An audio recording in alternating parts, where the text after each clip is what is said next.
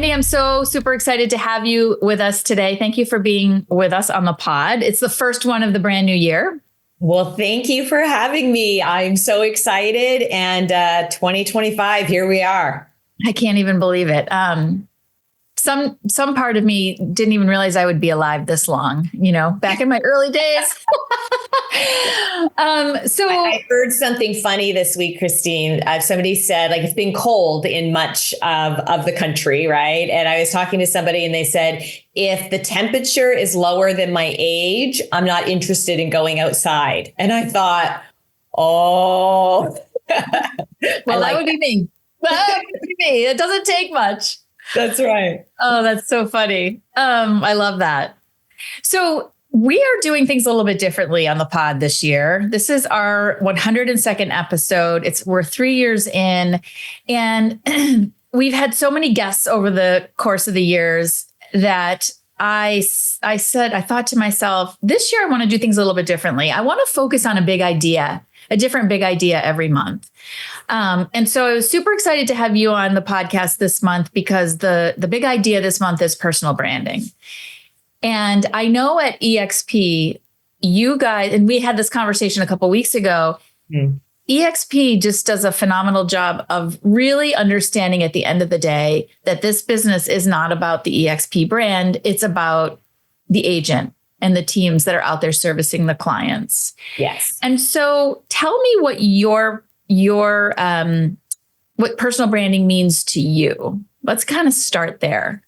Okay. Yes. I've been an advocate for personal branding for, decades, literally. My handle has been brand Wendy, right? So since we first started with Twitter handles way back in the day, that's been, brand Wendy. And very much because I've always believed in our industry that it is the agent's brand that the buyer and seller are dealing with. So that is, where we build trust and connection. So the advent of social marketing, as a marketing tool and a marketing vehicle really amplifies that ability to build a personal brand. Back before, the digital world, right? Like we took out ads in newspapers or magazines. Like it was just branding was different then. But, certainly the digital and social marketing space changed the platforms that are now available to us to build a personal brand, which then allows us to connect, for our agents with their buyers and sellers. So from a brokerage perspective, I think it's imperative that as a broker, we understand that our job is to power the transactional side of our agent's business through operational excellence that we provide and give our agents the freedom and support then to build their brand. So that's what we focus on. I love that. So, I totally, like when you talk about the digital, sort of the onset of the digital age back in the day, and even some are still doing this today. They have the out of home, the billboards, the real traditional marketing, mediums or tactics, and then the print. And you still see that, but really those are the people that are so uber successful that they can afford those types of marketing. The digital age has provided an accessibility to everybody. It's made marketing yourself accessible to everybody. And what I love about digital and social media is that you're able to really, brand yourself as who you are. It's who you are. And I talk a lot about that. We can go on and on about that, but I also want to know from your perspective, because I think about this all the time. What are the biggest challenges you see in personal branding for individual agents? You just hit on it, actually. And that is figuring out what is my personal brand. Yeah. That's not an easy thing to determine. And what I always coach agents on is just be yourself.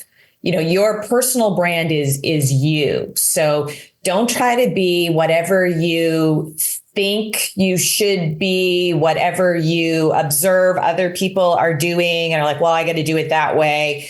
If you tell your own story, that is how you build out your personal brand. So your day-to-day experiences, that, like I always say, tell your real estate story, right? And then you can make the decision of how much you want to expand beyond that into hobbies, family, travel, those other aspects of our lives. Some people are all inclusive in that.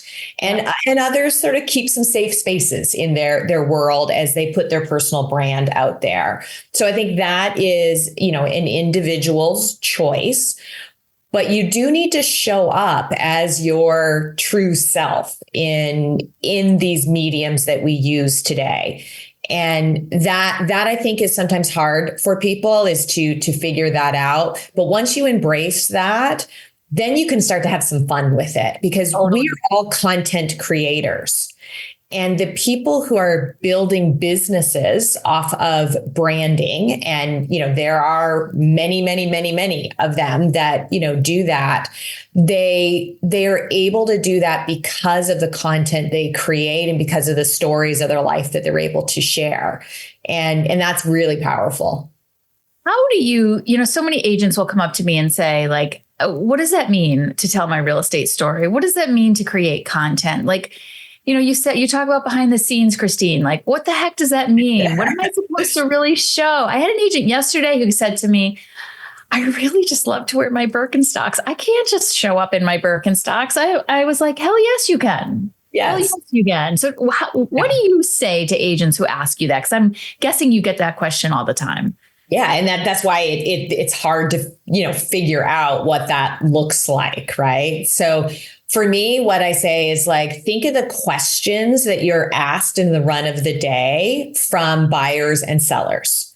So what are they asking you about, right? Like, are they asking you about, inspections? Are they asking you about the market? Are they asking you about interest rates? Like, whatever those questions are, think of a question that you can answer, and then, like, turn the camera on and answer that question, or find an article that is about that question and then provide a commentary to that article. And then that becomes content. So questions that you're getting asked is kind of one of the anchors that I, will coach agents on developing content strategy around.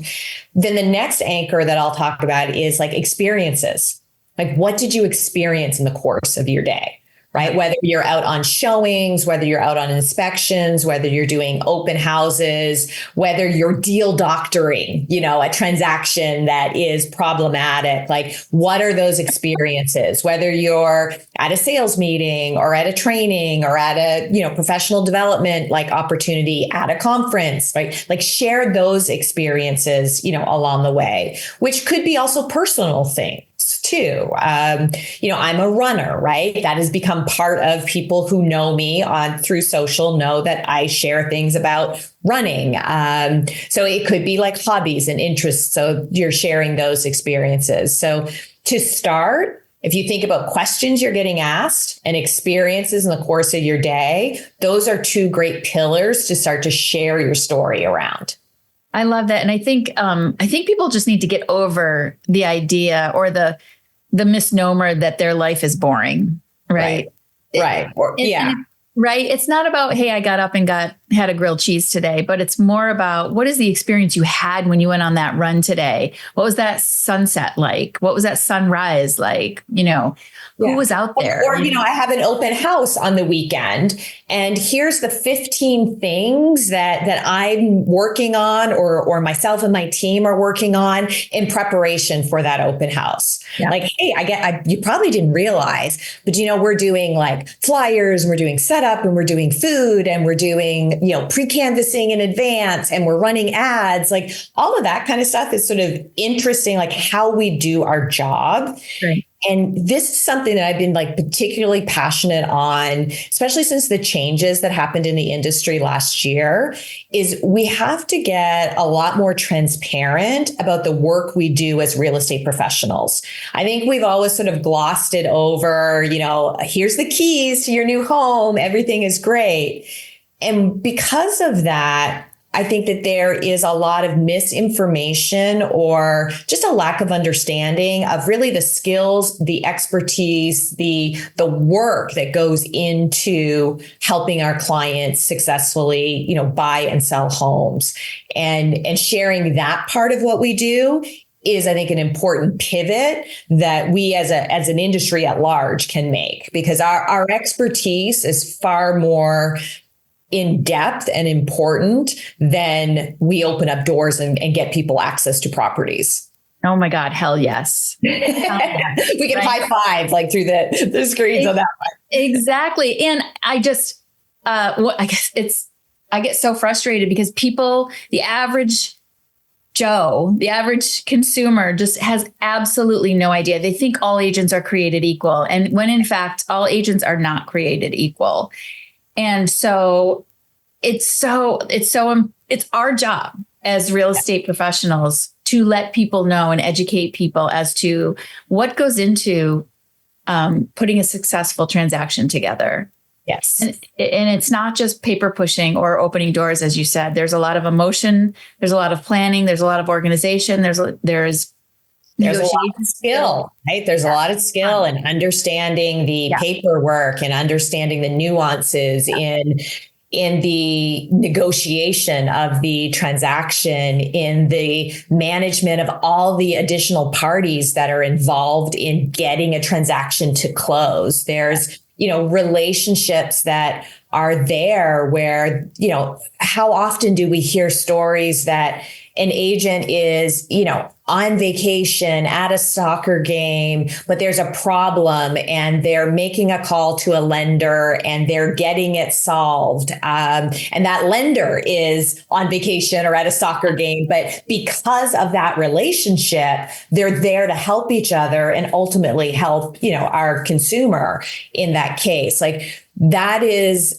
a level of expertise that is hard to quantify on a checklist of these are the, 130 things that we do. Yes. There's a lot more to the strategy of the expertise that we offer along the way.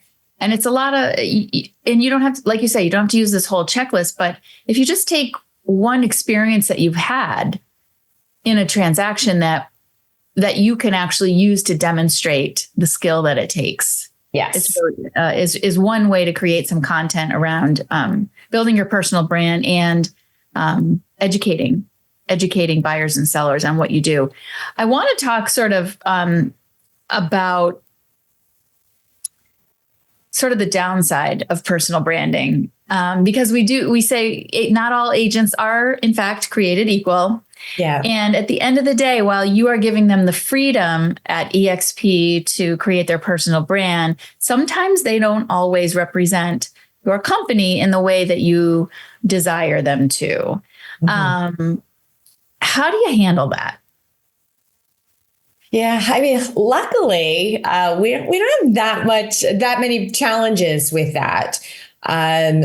But so obviously, I think the first response would be from a compliance, perspective, right? Is we always have to make sure as we're using, the different mediums that we are marketing ourselves in compliant with our state guidelines. So that's kind of first and foremost where we would have those conversations with our agents, is like, that's got to be the North Star of what you're doing out there. After that, it can be challenging. And I always counsel people of like, use your best judgment. Yeah. Of like what you're putting out there on content. And if you think that it's content that's going to be in any way sort of reactionary, it's probably like a pause on whether or not you want to post that. Yeah. And, when you think of going through political cycles, natural disasters, like we're in the middle of several really sort of high trigger events now in the world. But I think luckily, the vast majority of people and in our industry use good judgment with that. And that's all we can ask is like, use good judgment. Yeah. Yeah, I love that question. Ask yourself, is what you're going to post reactionary or polarizing? Is it going to be polarizing? Just stop and pause. Yes. Pausing is the most important thing. I love that. So our industry is evolving rapidly. There's been a lot of change in the last year with the NAR lawsuits and the settlements. How do you think real estate professionals can continue to remain relevant in terms of their personal brand as things continue to grow, to evolve in our industry? How do you stay relevant? Yeah, I think personal branding is becoming more and more important, particularly as we see, a decline in the number of agents, and as we see, these changes in the industry, and just the general public's lens that they see the industry through. Mainstream media has covered a lot of what's happening in our industry and not always painted us in, the way we would like. So I think that evolution of telling the story, right, of what we do and the sophistication of, professional real estate agents is very important. And we'll continue to see that evolve. I think that as we continue to see the growth of teams within the industry, which we have over the last decade, which I anticipate we'll continue to see. We've had, several top teams join EXP over the last year, and, they're running a very sophisticated business. And branding is an important part of that. So if you're a solo agent who's looking to become a team member on a team, then that branding, marriage becomes part of that. So we'll continue to see that evolution of solo agent, team member, team leader, brokerage. Like, how do all of those brands coexist in a very symbiotic way? Yeah. And I think that there's huge improvement in how brokerages support those agents and in those different choices of their career. So, for example, one of the things that we launched last fall here at EXP was the ability for all of our agents to get access to a Canva enterprise account. Can I just say how awesome that is? I mean, it's super awesome. Yes. Oh my God. I mean, kudos to you guys for getting that. Like, why reinvent the wheel? It is out there. Everybody is using it. It is a beloved platform. Yes. Why not leverage that? Canva has become, right? And Canva's mission is to allow everyone to be a designer, right? To get access to software that will allow you to be able to visually, build your brand. Yeah. No longer do you need to be a graphic designer with like training and skill set in sort of programs that aren't readily available. So we wanted to get Canva to all of our agents so that they could use it in brand building. And they can use it not just in creating flyers or postcards or, kind of those traditional things, but through Canva, like they have like a full suite to do reels and video and websites and just like things that are part of the tools that build a brand that are important for agents to have. So it was important for us to create the opportunity as their business partner to get a tool in their hands to help them do business in a more effective way from building their brand. And I would say that's a pivot that we'll continue to see, EXP take a leadership role in, is not just talking about what branding means for our agents, but helping our brands with tools, with support, with vision on how they can go out there and build their brands. Fantastic. Oh my God. Love it, love it, love it. I'm like so proud of your company for doing that. I think we're proud. We're proud. Phenomenal. Wendy, as we start to wrap this up, what are 3 things you would want our community to walk away with? I would say, I always say, just do it. I borrow this from kind of the sports world, a huge sports fan. It's hard to be uncomfortable, but it's important to be uncomfortable. And particularly because when we have a conversation on branding, it inevitably involves, this type of, interaction that's happening through video, that's talking about putting content out on social media. And that can be uncomfortable. Yeah. So my first piece of advice is just do it. Push yourself beyond that comfort zone and step into those waters and then let it go. Yeah. Right. And that would be like my next piece of advice is that the content we put out there through social is really so short-lived that once you put it out there, let it go and move on to kind of the next, task on your to-do list and the next objective and the next opportunity to serve your clients and the people in your life. I think we get sort of too hung up on, oh, I did that podcast once and I didn't like the way it came across. I'm not going to do any more podcasts. Yeah. Or I tried to go live and I messed that up. I didn't have it figured out and let it go. Just, let it go. Yes. So I think that is another important part.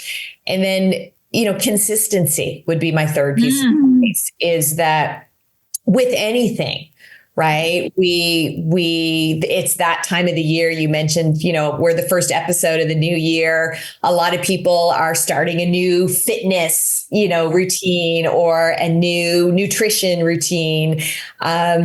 And it's easy to start sometimes, but do we stay consistent with those habits? Yeah. So, content and brand building requires consistency. It requires, contributing to the community and putting that content out there on a regular basis to build your voice, build authority, build awareness. And that's what, is really at the core of building a brand. It requires all of those things. 100%, 100%. And the thing that I think is challenging for people who aren't naturally, brand builders or marketers is, especially in our world today where we can click a button and it's at our door within, 24 hours or even less sometimes, is that they want it to happen fast, immediately. And trust doesn't happen quickly. Trust happens with consistent action over a long period of time. And so consistency is critical. It takes 18 to 24 months is kind of the benchmark that I always use before someone is going to be ready to buy something from you or trust you enough to do so. So be patient, Yeah. And that's a hard part for people. I recently was working with a member of our executive team who wanted to begin getting more engagement through LinkedIn. And so, came to me for some advice on that. So, we had some coaching and advice on that and they started to do that.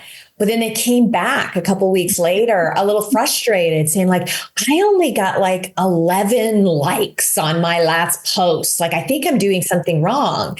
I'm like, no, you're not. That's great, right? You're doing great. You've only been posting for 2 weeks. This is this is just a daily thing that you have to do. Yeah. So it's good advice. You have to be patient. You just have to be a willing contributor. Yeah. You don't just kind of show up and say I'm here, I'm on this social platform now, everybody, listen. That's how it works. Yeah, totally. Totally. Okay, Wendy, finish this sentence. Okay. Know, like, trust is important. Yeah. It is important. Yep. Especially in our business. It's everything, right? Yeah. And not just our business, in life, right? In life, it is important. Yeah, absolutely. Wendy, where can people find you and find more information about EXP? Yeah. And so I mentioned it earlier in the conversation. You can find me at Brand Wendy. So my three platforms are Facebook, LinkedIn, and Instagram. Those are the three that I pour into on a regular basis. I'm on those sharing all the things that we're doing at EXP. Check out at EXP Realty on those same platforms as well. And exprealty.com. So that's how you can find us. But if you go to the social platforms, we are there sharing our story and trying to live all of the advice that we've tried to share today. Awesome. Thank you so much for being here. I really appreciate your time and value it. Welcome. Thank you for having me. Absolutely. And congrats, because you have done, you said over 300 episodes? 3 years, 102. 3 years of episodes, 100 episodes, right? Yeah. Yep. That's tremendous. Like most people only do, I think it's something like 3 podcast episodes and then they stop, right? Because they're like, oh, not enough people were listening. It's a true example of like, just when you think like you're ready to give up is when you got to keep going. Right? Yes. So congrats to you. Well, thank you. And thanks for being here. And if you're listening right now, we so appreciate you listening. If you like what you heard, definitely share it with a friend. And we will look forward to seeing you here on the pod next time. Thanks, everyone. Ciao.